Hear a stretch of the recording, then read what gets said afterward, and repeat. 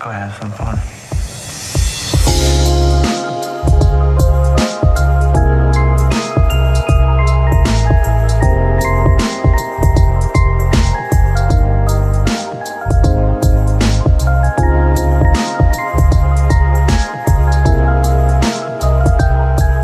We do infusion for everything. So like right now I'm putting out these plates. We're gonna have a sauce and I'm using a little gelatin in there. And the gelatin is a fat. So with that, we'll be able to infuse our decarboxylated flour into that gelatin. So it'll just be like, that's one way of an infusion. So we're getting that gelatin, the fat from that, but it's also with vegetables. I'll talk about that throughout the dinner as well, because every single time that we eat something, obviously your body metabolizes it differently. So whether it's a sugar or a fat or what type of fat, and when you ingest it in your mouth, your body is gonna secrete it and digest it differently for everything.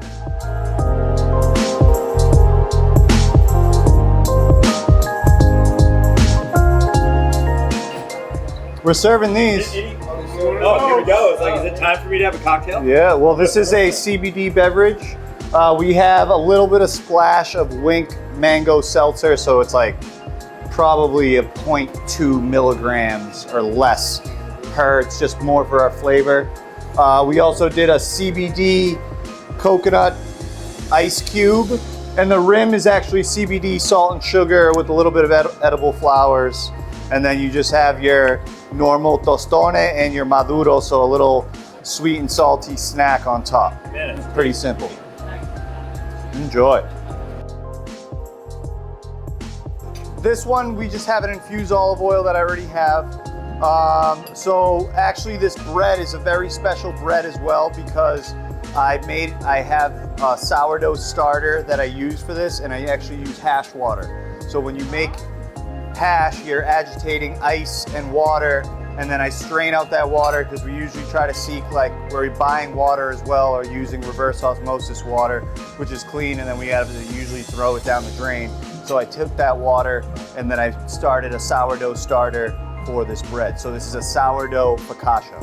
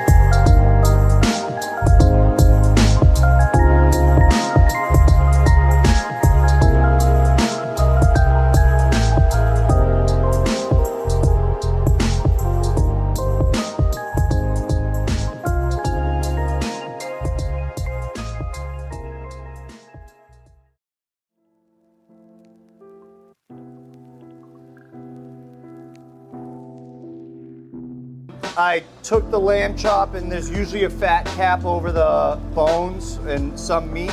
So I trimmed as much fat as I could and took it off all the bones, and then flapped it around back on the loin. So you have like a stuffing in the middle with a little bit of mushroom and radicchio. And I tied it, I marinated it, I sous vide'd it, I did all this shit, and now we just roasted it with some breadcrumbs. But on the bottom, I do have like a red wine demi-sauce, and that is where the infusion is in our Sunday punch. So I actually took the Sunday punch and I put it in some red wine and sous vide'd that to decarb it, so it decarbed in the red wine, and then I just made a sauce afterwards to put on the bottom of the plate.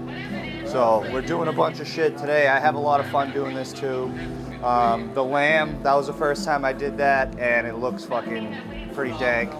So enjoy, everyone. Thank you. Thank you. I'm never gonna feel no other kind.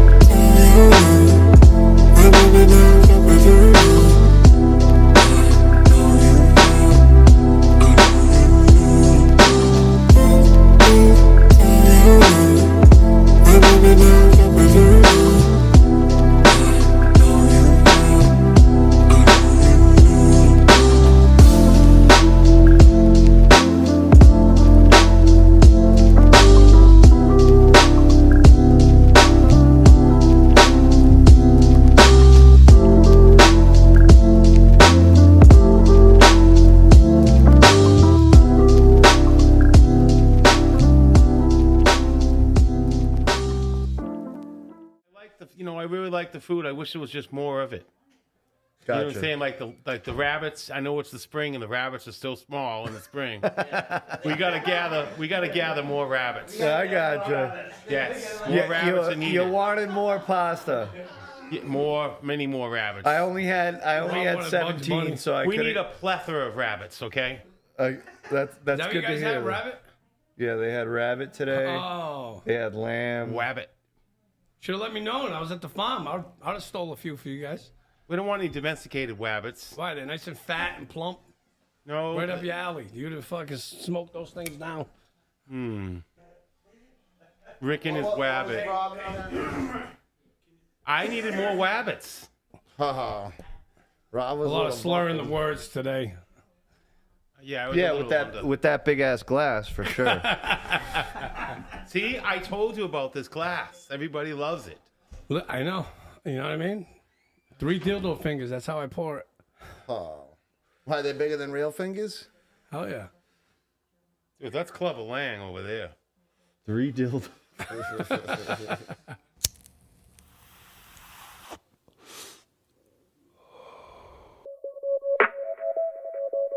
Yeah. But neon. Out the mud.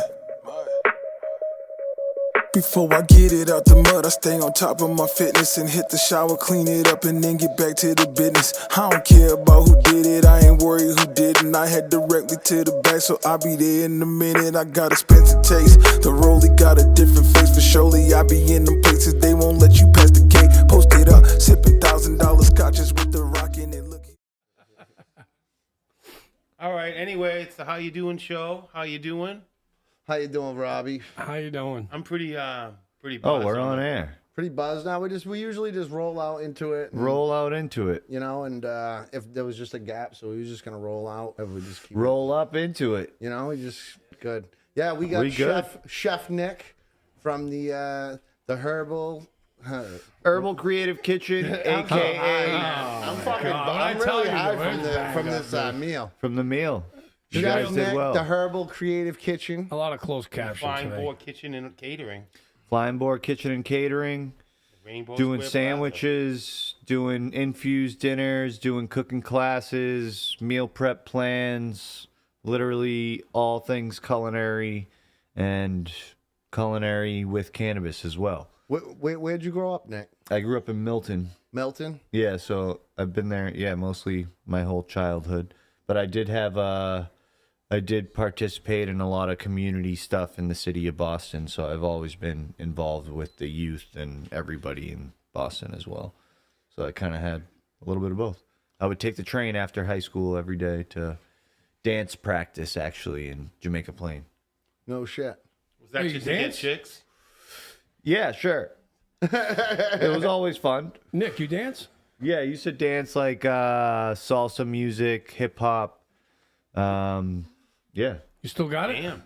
I like moved to like Raven for a little while. Like I was going to a lot of techno clubs and going to festivals and Burning Man. Yeah, but I feel like Did you have raves are enough not water? really. Raves not your style if you're a dancer, right?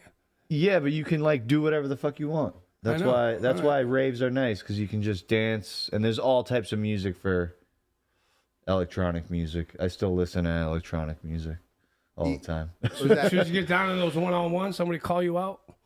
Stop ripping them up on the dance floor? That's not what happens in Sure. a rave, Rick. I can do I wasn't that. talking about the rave. That's why I said No, rave rave, is a little bit everybody different. takes some He's a MDMA, He's a professional dancer, so put he's on the be ripping it music. up, you know? And it's Yeah, you know, but the it's a big same party. thing. Like there's clubs in Boston and stuff too where they just have like house music Thursdays, and there'll be like b-boys in the back corner just because it's like, you know, dope dancing music. Yeah, and just like vibing the Any whole dance time. competitions? Taking them down? Nah, not in a while. But I do have like a cousin that dances. But yeah, it's just part of my culture, Dominican culture. I put it into everything. It's all hips, right? Sure, a little merengue, exactly. The merengue. The merengue.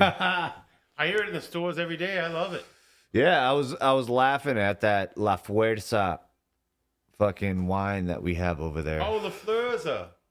Yeah, that's the wine the guys like. Yeah. Pump you Yeah. up. People use that to cook, Yes. like the drunken goat over there in Dominican Republic. They also use it to like make some crazy ass jungle juice shit. But it's kind of sweet for me. They sell it in the stores, and they're not even supposed to because it's really a booze. Yeah, But they it's sell booze. every Dominican store in Boston, because I do a bunch of them. They have the La Flurza in each store, and they cook with it. They don't drink it. Some people might Oh. drink it. I've seen people drink it. I seen somebody drink it over here, actually. But actually, because I know there's this other soda that they sell at the bodega. I forget what it's called, but it's in a green bottle. And it doesn't have the alcohol percentage on there, but it's like marketed as a malt beverage. And it's has alcohol in it. It has like 2.3%. Like, rest in peace, my grandfather that lived below me in Jamaica Plain now, but he would go to the store and like pick those up, and he's not supposed to necessarily drink, but the lady that would take care of him would be like, oh, he likes it because it helps him sleep better. It takes a little glass before he goes to Yeah, bed. and it's fucking malt beverage soda. So Nick, how do you go from dancing to being a top chef? entertaining peeps, having people around you, having food around you. Like I said, Latin culture is a big thing for me. So Latin culture, everything is based around food. I feel like when you get together with your family, it's based around the fucking meal. It's sancocho, it's lechon, it's the centerpiece dish that everybody's indulging on, or the multiple for Thanksgiving or Christmas. Like, I'm Portuguese. You know, you can't go into a Portuguese house without eating. No, Yeah, so Latino's it's- a big Yeah, family. have a little more. orientated. Have a little The more. people I work for, when they have a party, like hundreds of them will show up, and they'll all go back to the Dominican for a wedding that would cost $2 million here. It costs like $100 there. right. And they, Everybody's it's a fraction over there for sure. You know, we're there's plenty of people out there. Like, somebody was just talking to me about having a private chef. If you do that over there, it's Like $200 for the week. yeah, pretty much Right. less less. than that. Way They're less, $200 way a month is like Yes. what they get as a salary. Oh, no shit. Yeah, it's like And every pretty- house over there is made out of cement, pretty much. yeah, Duct cinder, splits. cinder block cement. He might have to move the show to the Dominican. Cut the cost Yeah, I down. was trying to do a show down there. When we And going? I actually was hiring a photographer to be out with me for 5 days and create content, like around the time of the Mardi Gras where my logo comes from. Oh, okay. And it's like that's where the mask, the logo is the Mardi Gras mask of Dominican Republic of Santiago in the Dominican Republic. And I was like hiring a photographer to literally be with me for 5 days, and it was like he was charging me like $100 two grand for 5 days. all day, All night? day of footage all night in the Dominican. in the Dominican. Is this when we going out at 10, 11 o'clock? We're coming in at 4 in the morning, kind Sure. of thing. This dude was willing to do five days, and just You like know how much that's to them actually is probably like 20 grand. Like if you're it's literally set for if 6 you were to months? do that off a random person that's like just excited They'd to be like, fucking I don't think so, buddy. So get some American to do five, that. Ain't 5 happening. days of just some random Yeah, person good- and creating footage, like Good luck. and traveling too, like all around the island, like. So your family heritage goes back to DR. Yeah, my parents are first generation coming here. Okay. When they were young, my dad is one of 12. Big majority of them live in Florida right now, Okay.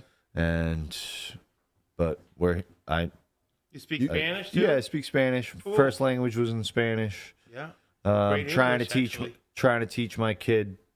Yeah, I grew up in You Milton. taught him Spanish first, and then you're gonna teach him English. Well, I feel like I have to teach him Spanglish too. Oh, that. I was yeah. saying that to my soon-to-be wife, but it's like, yeah, I feel like I need to express emotion, to express more things. Like I can only do it half in Spanish. I still need a little bit of English to like express more. Emphasize a little When you bit get more. Yeah, mad, so- when you get mad, is it Spanish that comes out? No, I feel like still English, but I'll still like it's kind of both even. And I feel like when I come back from Dominican Republic or something, I will think a little bit more in Spanish, but definitely It's the more. same thing in my house. We speak like half Portuguese, English. It's all mixed up. And, Yeah. You know, and I thought I could speak Portuguese. I went to Portugal, and all my aunts were like, "What the hell's that kid saying?" Yeah, you're not. You're, Hey, you're right. speaking your Oh, own not even language in that close. house. It's like, "Hey, throw that in the garbage." What the hell's that? Nobody has no idea what Yeah. you're saying. Even in English here on the show. So Yeah. before you got into this cooking thing, you were cooking at different restaurants. So I was working at restaurants before I started culinary school.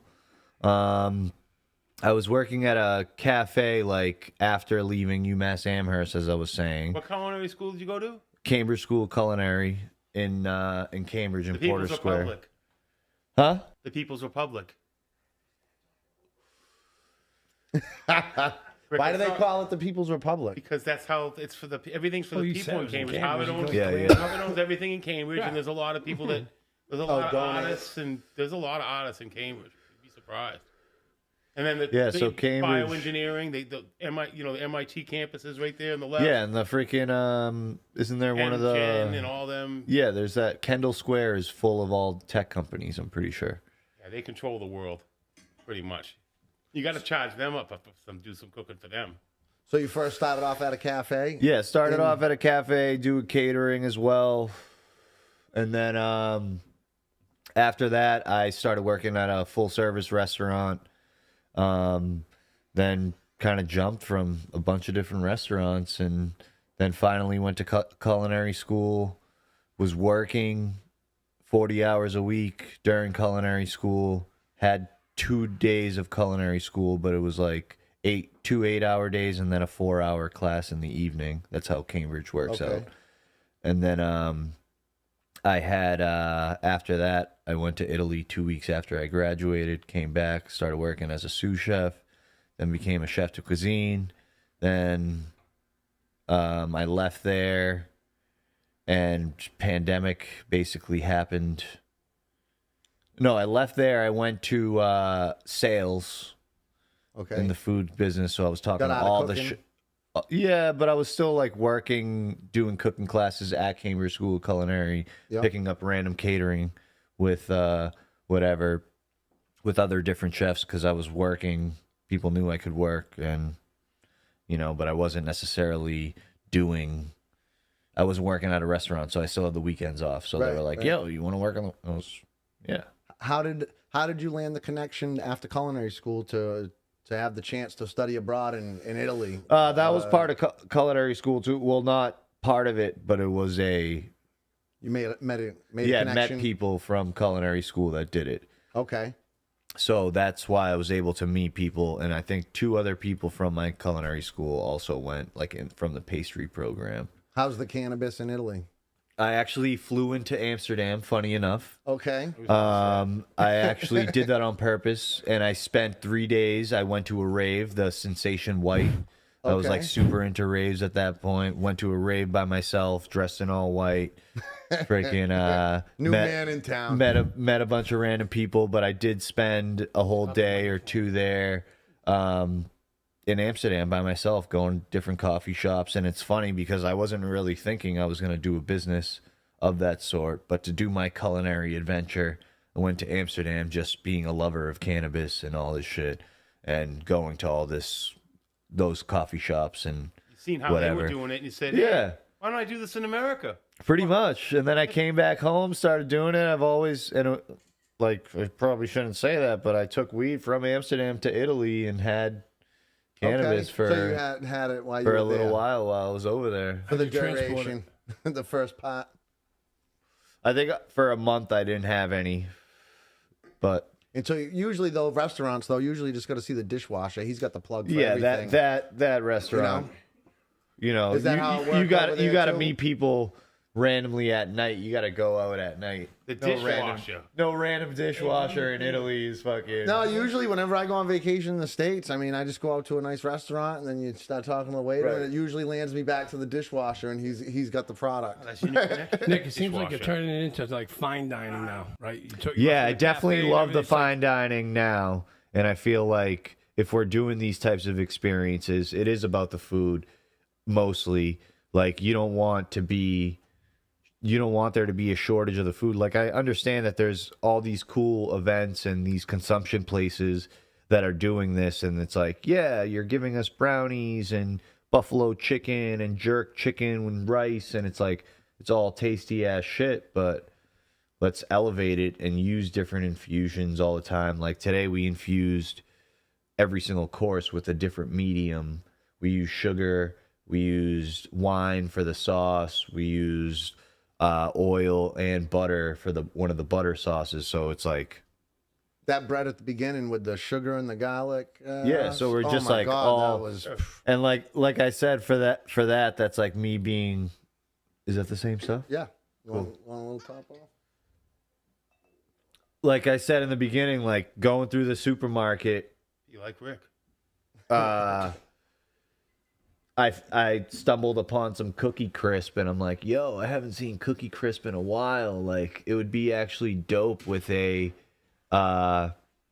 like, super rich sauce, like a mole. And then we did the oxtail, and I turned it to a marmalade with some guava paste and some spices, and it's a oxtail marmalade with fucking Cookie Crisp and candied garlic. I thought you messed up and gave us the dessert before the meal. That was like, it was really good. I was going to And ask then you, the, where do you come up with your ideas, like for something new, right? I don't know. If I'm stuck, I'll definitely use references. Google, Flavor Bible. Just be like, oh, what's in season? If I'm trying to do a menu in a couple months, if somebody books a party for a couple months from now, I'll definitely like look up like seasonal June produce, and then just kind of make up shit from there. So Yeah, you I made feel like sometimes if you go to a place where like, we eat rabbit, right? But you go someplace, you say, you're going to eat rabbit. They might be like, oh, I don't do rabbit, right? How about winter rabbit? You just cook it up and don't even tell them? Yeah, I actually enjoy that better. Like Right. when Trevor said like, let's book a party and didn't really say anything too much about the menu, I kind of enjoy that because I'm like, oh, these guys are down to eat whatever. Like I can just kind of give them whatever, and it doesn't. And like for the bread, like the bread is always something ridiculous, and same thing with the palate cleanser because I don't even put those on the menu. Yeah, that was on point too. And then those are just like crazy ass flavors. Like I'm giving you potatoes and freeze dried vegetables and vinegar and olive oil on an ice cream. Like it's something that you typically wouldn't have. Yeah. Oh, yeah. That turn up Italian ice. The palate exactly. Cleanser. That Right. was all ends of the terpene profile. On Yeah, and that nails. was just like my interpretation of the stuff that we were using. So it was just like, I'm sure if somebody else looked at that, they might, they could boggle it in a different like Pairing. course, whatever. But that was just like me smelling those and smoking those. I was like, this goes well with this goes well with this. Like smelling it completely and just going by the names, because when we think about names of strains, you just have to think about their origins too. Right. So it's like that terp daddy. I was just like, oh, it's probably super terpy, which is the terpinolene, but daddy is granddaddy perp. Yep. So it's like we're looking at those two origins and thinking about them and then just going with those flavor profiles to pair our dish. And, it's fun to do that. When you went through culinary school, do they have you eat like a wide range of stuff so you have all the No, flavors culinary down, school or is the like basics. just the basics? Yeah. Culinary school is cool because you learn the basics and you learn how and why you put wine to deglaze your sauce to make a fond de braise and all this shit. Yeah, adding creams. And like how to make flowers. sauces and your mother's sauces and how to remember them and how to differentiate. And, you saw that we made 1 million different sauces today. Oh, yeah. So it's just, I use a strainer and all the French shit. And, there's definitely a lot of different stuff that goes into our dishes, but that stuff is all the basics. The flavor profiles and textures and all this stuff. Like, I feel like the past 3 years I've developed that more than ever. Like, but even in my restaurant life, we were coming up with specials. We were doing crazy shit and trying to do crazy shit all the time. Right. Like, even when I was working at a restaurant as a chef.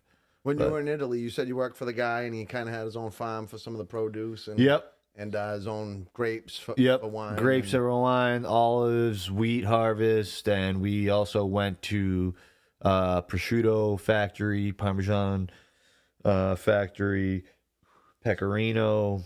So you came out the gate, like, after culinary school, like, at the top, like, high-end part of cooking. Yeah, right? trying to. At the, starting from that place. For sure. Italy. Is there anything that you learned from when you were over there on that work trip that you still use today? Like, yeah, the pasta and the bread, I would say that's always a hit. Like, you guys love the rabbit.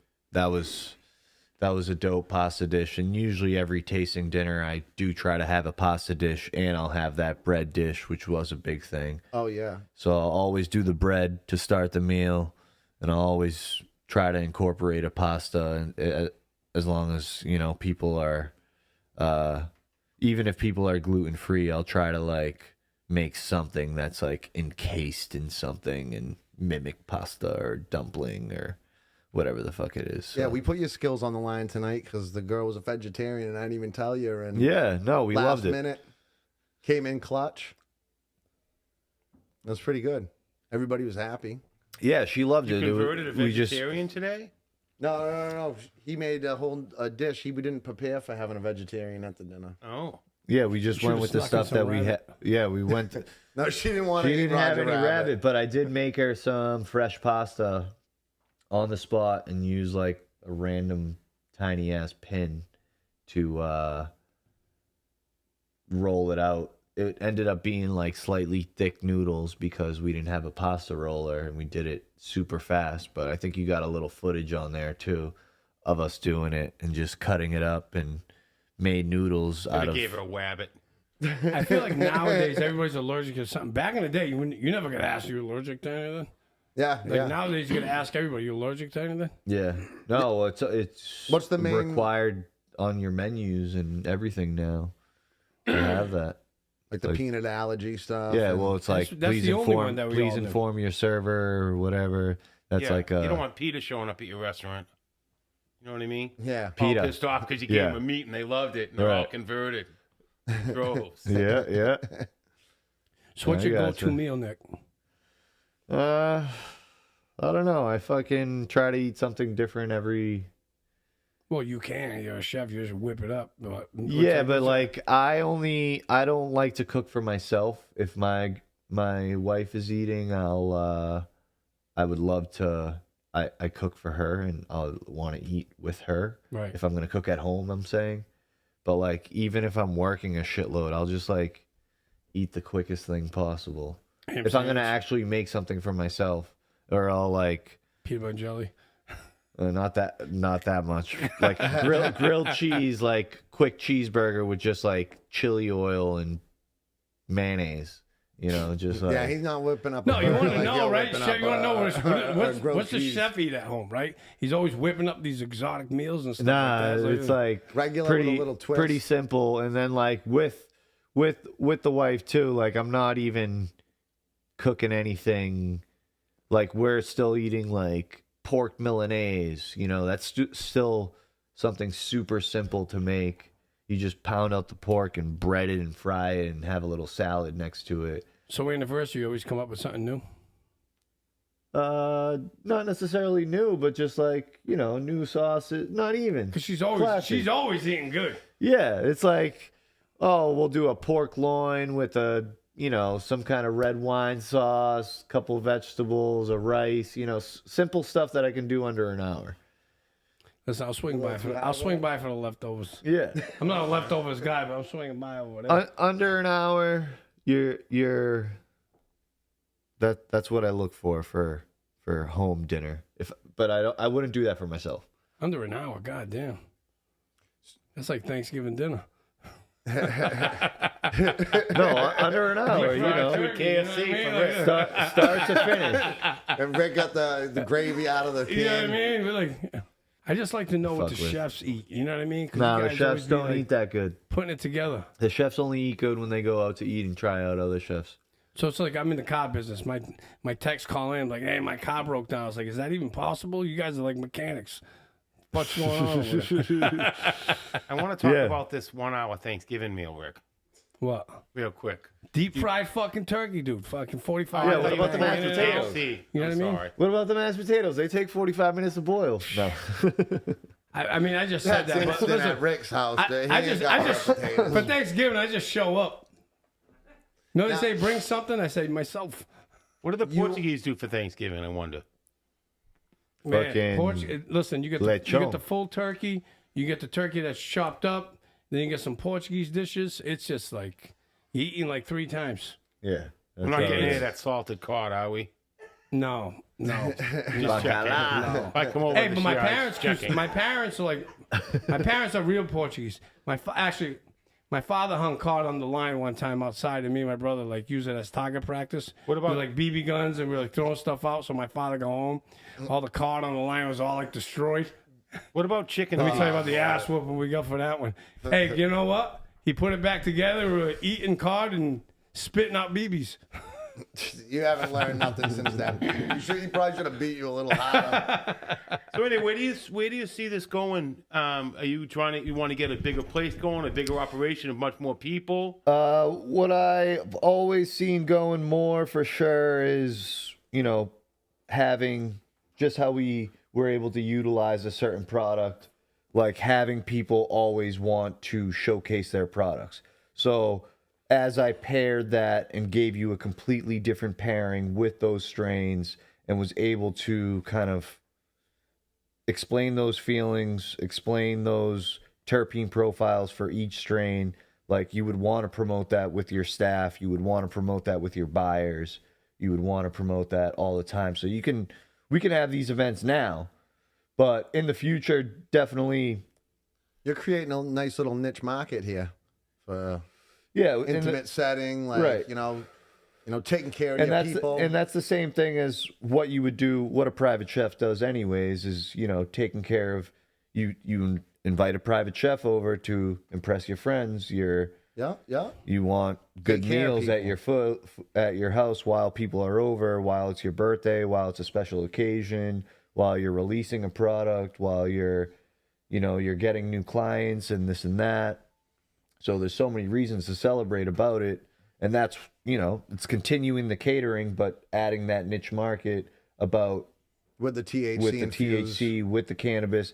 And like we can do stuff with just involving the terpene profiles, and all that stuff is kind of low dosage in the sense because I do decarb it with the sous vide method. So we're keeping all those terpenes. We're doing a low and slow infusion. So we're making sure that all the terpenes flow through that, and that's what you're actually getting the effects from, rather than the full THC in there. Right, all the other compounds. Yeah.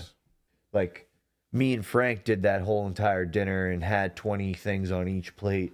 But if we were to do that in a real restaurant, like there would be one person for each one of those ingredients. Oh, for all the prep and the And then whole they thing? would be like doing it for each In one of those stages. dishes. So you don't see yourself doing that? Like 8 people touching the plate. Yeah, I feel like my restaurants, if I do have that, that'll be way, I don't even know. Like fine, like I mean, obviously not comparing you to Strega, but something like fine dining like that, you don't see yourself But doing that. Strega or like fine dining comfort food is definitely something I can see. And like, you know, but trying to do stuff like Michelin star level and like, you know, you can get a cool dinner at your house, but you definitely I'm still not even you at definitely that have level. a better work. Yeah, no, this is definitely dope. In home, no relaxing. You know. But the restaurant, you could do a lot of cool stuff, but I would see, I don't know, I want a casual restaurant where everybody can show up in sweatpants and get cool food and the cook That's can what I was come out. getting. and- That's what I was going to ask. You know. Right? It's you probably got a better You know, work just life, have- family life balance this way, right? right, so like have cool food, have simple food, you know, have some crazy shit, have octopus, but also have red spaghetti and grilled cheese and. How long Frank's been with you? How long you? And I've Frank known been Frank teamed up? for probably 5 years now.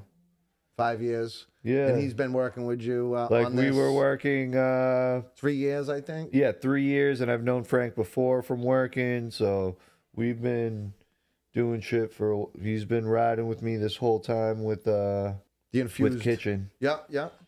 So Yeah, no, this is it was dope. The last thing there, what was the last thing you gave us? The dessert, the cheesecake, the blood red orange cheesecake with the ice cream. yeah, Oh so my I put the God. blood orange cheesecake, and like that was was on something point. like I don't know if you intentionally gave me that, but it was that apple tart strain was, you know, I feel like that is the spicy strain that is you get that caryophyllene. I feel like that's what it is for the actual spice of Right. like clove and nutmeg and cinnamon, that same kind of, and that's also said to be the spice for like orangey notes rather than your straight up citrus notes, which would be your limonene. So this is more on like your mango side, your sweeter, your more subtle citrus. So that's why we went with your blood orange cheesecake. And But you it was- make everything 100%. Even Yeah, like it the made ice every- cream. The stuff that you infuse in also has a taste. Yeah. So I try to make everything with the taste. Like even if you weren't having any weed in your food, you would be able to smell the weed that we're talking about, smell a nugget out of it, and taste your food, and it would still go together. So it's like a spice. So Yeah, so because there's another spice in the spice cabinet. Pair it up opposite or something similar. I don't know, I don't know, right? Because you just think you're just infusing it, and it's your food that you're creating, but it's Right. actually your food with I'm pairing. yeah. So I'm like pairing like your wine.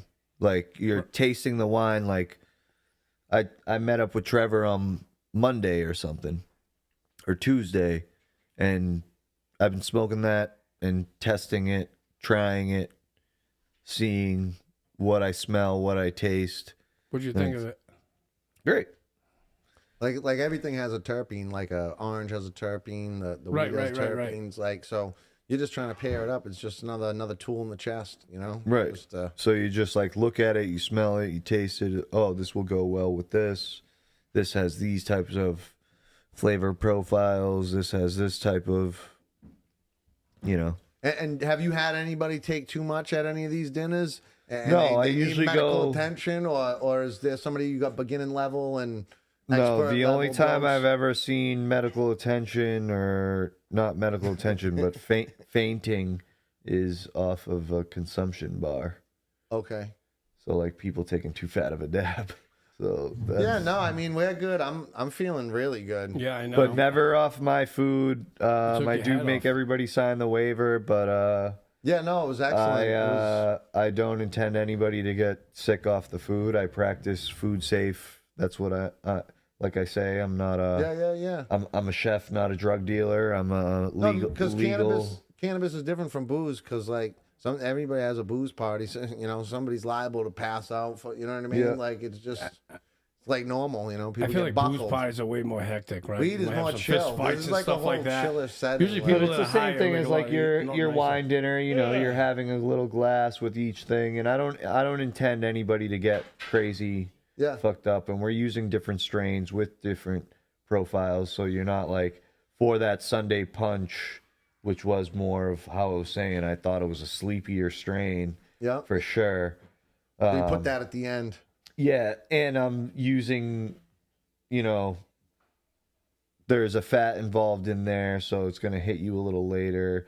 But either way, we're still like using a lot of terpenes in there. What do you mean there's fat in there, so it'll hit you a little bit later? Like So, like, fat slows it down? Exactly. Oh, no way. So like a sugar or an alcohol would get into your body a little bit faster. Even sugar, straight sugar, would take a little longer because straight sugar turns into a fat as well. Turns into blood sugar. Yeah. That's why he has a sugar cubes over there. Yeah, when you get too high, you got to have a sugar cube.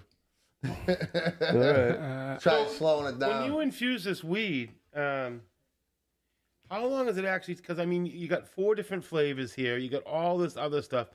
What's the actual prep time involved in this whole deal? I'm at the kitchen Thursday to Saturday, but it doesn't take that long to infuse extract. No. Well, the extractions I just decarb. All we need is 15 minutes per sauce. Oh, you're doing with the ice cube method to extract? No, all we do is decarb. All I do to infuse is decarb the flour. Okay. And then I came here and infused it to all the sauces that we ate today. So sprinkled it on. I thought this stuff was delicious. So I mixed it with the sauces, and sometimes you ate it, and sometimes I strained it. So I basically ground it up super, super fine, and then decarboxylated the flour inside the sous vide, and then I brought it here and put it in our sauces in those different methods with the wine, with the butter sauce, on top for the sugar. So you decarb the flour, left it separate. And it was definitely different than the American menu that I'm used to, but I like it. I can see a lot of people like a restaurant going to a restaurant with a table of 10 and doing the same thing. Yeah. It's just like alcohol, I think. You know what I mean? Right. I don't know what the levels are, but it's probably more dangerous having a party with 10 drinkers in the room than 10 people that are having infused meals. Yeah, and I always try to use, if I don't use somebody's flour, I always try to use something that's already been donated to me. So if somebody, for one of my sponsored dinners, because I try to hold ticketed dinners at least 4 times a year, and those are like, I'm using somebody's tinctures. So for our heavier dosage people today, I did give 3 different types of tinctures to them.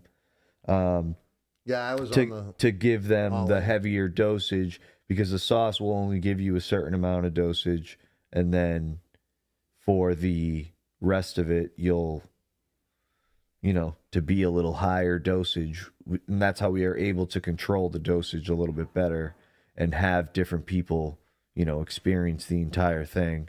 But like, I don't charge for cannabis. Everything is charged by food, by experience.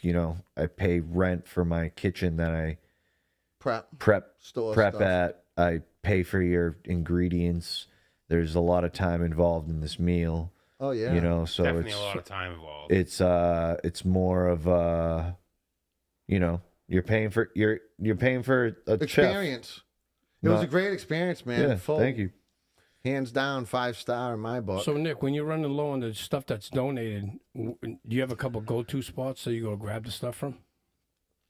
I gotta get on this donation. There's always something. So far, I haven't had to do that because I always have something like, I don't know. He's always got a little left over. Yeah, I feel like there's always stuff that you want to use before you have to get to the. Do you have some favorite ingredients? Yeah, like flour's always good. Rosin's one of the better because it's live. It's super terpy. Yeah, it's loud. What's the biggest group that you and Frankie can handle that you do for a private dinner? We've done 40 for seated, plated, around there. Yeah. I've done more for weddings but not always plated and stuff like that. Well, out of kitchen, I've done them before with other companies and stuff like that. But like for at home one, what's a good number? Ones, like 20, 30? Yeah, like I tried. Minimum is 4 for me. So if anybody wanted to book me, like 4 people at their home is the minimum that I would go do for a dinner, and I can do that on my own. And up to 6 people I do on my own, and then after 6, I'll usually have Frank or somebody come with me. Usually after 10 people, I'll have somebody else. A second wingman. Yep. So we'll be 3 peeps, and then we can probably do that up to 20 people with 3. Okay. And then that's probably a good number because there's a lot of home kitchens. You don't have like the commercial. Yeah, it doesn't really get too much over 20 for homes. For my ticketed events, I usually try to push them up to 40 people, and then that way I get like sponsors for exposure, because I'll have people donate flour, have beverage companies donate beverages, have people donate tinctures, have people donate whatever it is. Yeah, whatever you need to get the and meal. For the I just did a sushi and joint rolling class earlier this year in February, and we had a papers donated, the flour donated, a drink donated, so all different aspects about the experience were donated by different companies, so I can put them on the menu, so I can have them be involved in the experience. Sometimes some of them had clients or representatives from their brand come participate in the experience, and it's cool. We had a lot of different people, randoms, all ages, all over the place. So you do adults and all age dinners, So you're doing sushi Yeah, as well, obviously everybody is over 21. I try to be as regulatory as possible with what I'm doing, so I don't get fucked for it. Yeah, and you're on point, man. He's partaking the whole way through. So Nick, you doing sushi? He don't mind a little smoke too if you want to smoke while you're cooking. You doing sushi as well? Yeah, I did a sushi and joint rolling class on February 2nd this year. That's my 3rd year doing it. At your kitchen or somebody? No, that was at a home, a private home, a big home that I use sometimes. You could be onto something with some of these dispensaries, right? When they run out of rollers, go look at the sushi chefs. Yeah, where are you getting most of your clientele to host these parties from? I don't know, kind of all over the place. Word of mouth, Instagram. Some people reach out to me. Yeah, how do they find you on Instagram? I have ki.thc.en is my Instagram, which is kitchen spelled wrong for the Herbal Creative, and THC in the middle, obviously intentional. So yeah, we also kitchen.co. If you sign up for the email list, I will send emails for all the upcoming parties as well with the direct ticket link. If you reach out to me on Instagram, I'll send you an email for the ticket link. And how far are you? Or you can just reach out to me. How far are you booked out right now? Is it couple months? I got parties. I got a couple stragglers in the future, but if somebody was to want wants to reach out, I got days available, evenings, during the week, some weekends. Safe to say, could try to contact you a month before if they're using the exactly. services. Usually 30 days is usually a good time frame at least for booking. Sometimes I have something in June already, something in May already, so a couple months out is something as well, but 30 days is all cannabis-infused. Those are all cannabis-infused. No, actually all over the place. I have cooking classes that are not infused, cooking classes that are infused, dinners that are, dinners that aren't. Like I said, I do the sandwich kitchen out of there on Thursday, Friday, and Saturday, which is not infused, and that's on a website, and you can order through DoorDash and Uber Eats and Grubhub. Okay. And I do all my fresh breads and pickles and sauces and all this shit, and make a few sandwiches and Hell yeah. do the same thing that we do here, you know, infuse some Dominican flavor into your American food around you. Little cross collaboration. Exactly. What was that? That's what I forgot about. That drink that you made, that seasonal drink, and then you like fucking had the blowtorch with the pot and smoked it out. What was so that was on point. And that was the first time I did that this year.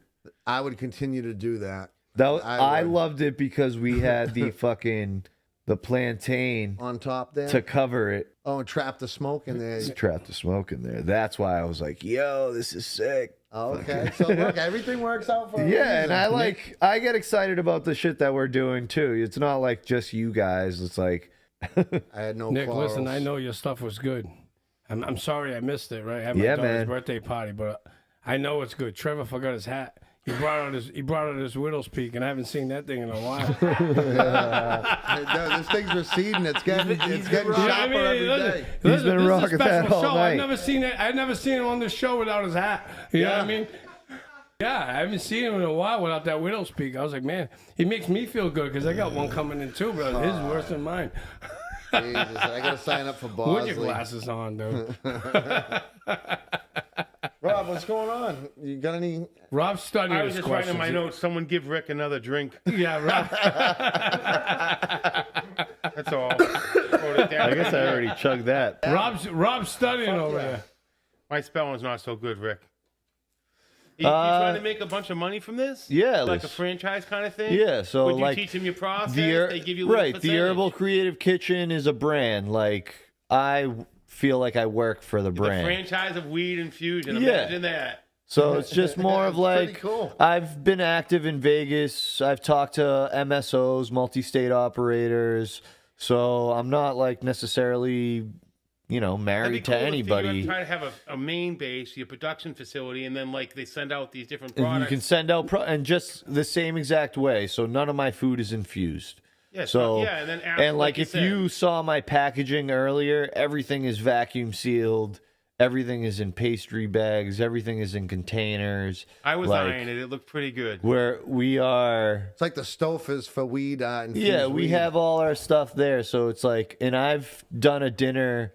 I actually made it a brunch. So last year, my cousin got married in Florida. And I actually shipped everything in a luggage bag and paid for an extra luggage.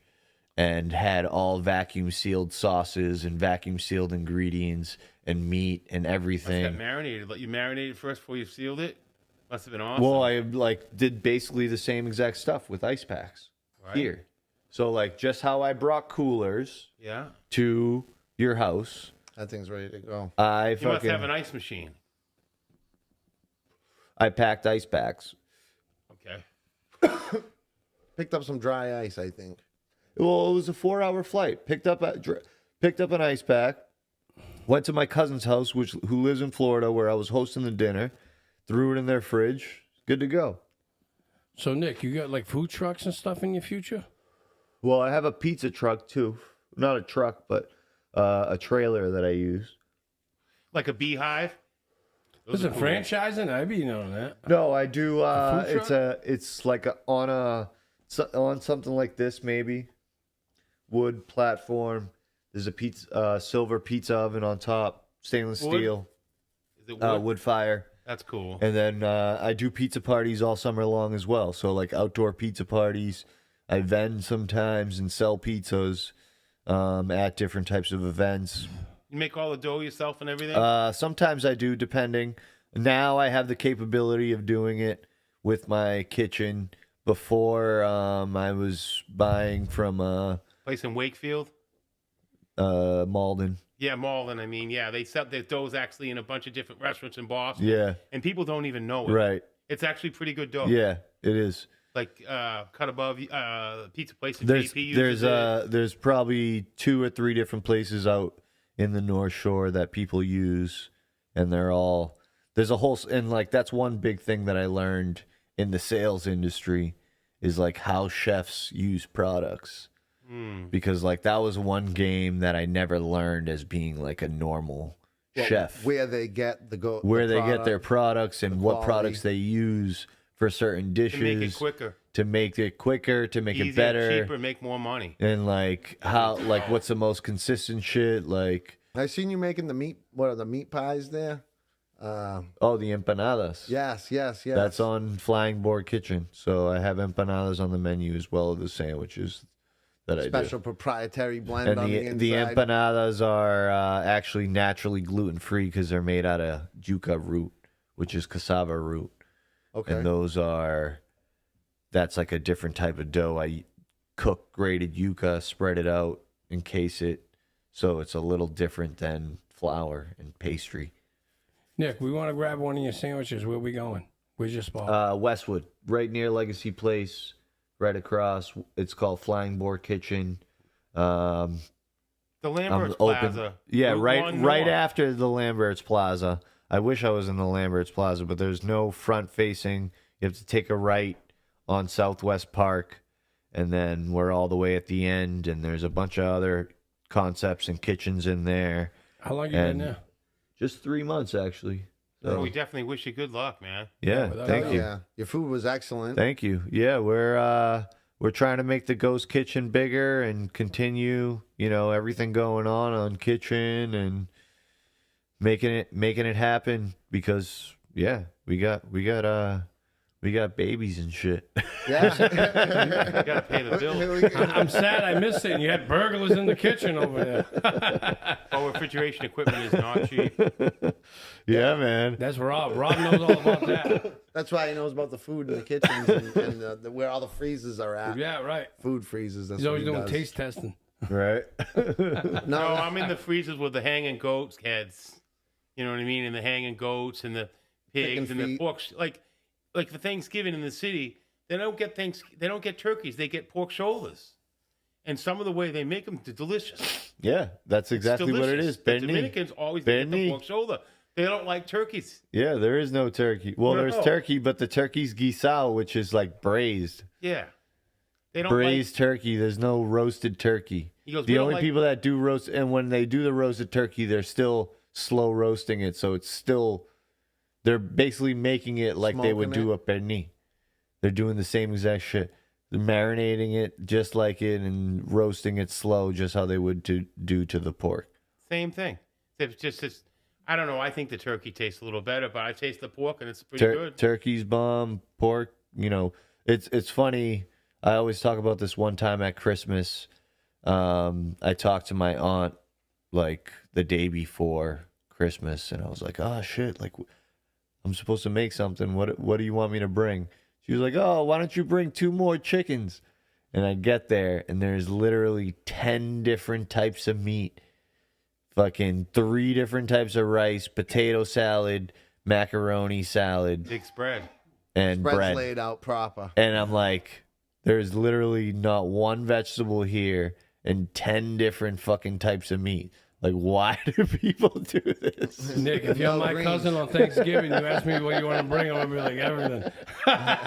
Rick would bring a You bottle. bring everything. That's what you're bringing on Thanksgiving. You and my cousin. When did you really start with the cannabis plant? When did you find your love for the cannabis plant? Before you started cooking, or was it Yes, sadly and greatly. grade school? Yeah, young as fuck. Definitely, probably younger than most people. Right.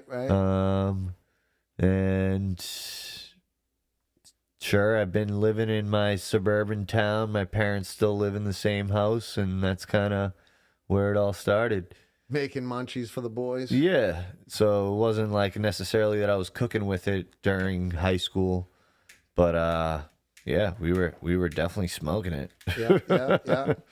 Quality of bud a little bit better now than back in the Yeah, day. I feel like there was always a time, like we were searching it forever. I always looked the oldest out of everybody, so people, whenever there was a random situation, I was the first one to be like, yo, fucking, you gotta ask. You look oldest. You got a mustache, bro. Oh, so you're getting the Annie's given to you, and you gotta buy Or the like, bag. you gotta go in the store. You gotta fucking ask for the liquor. Yeah.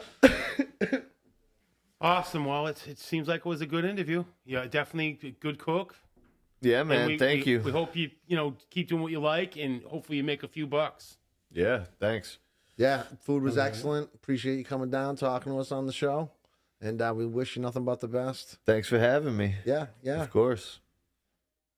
Wake up in the morning, got a bag on my schedule. Niggas talking, bitches talking, they is not on my level.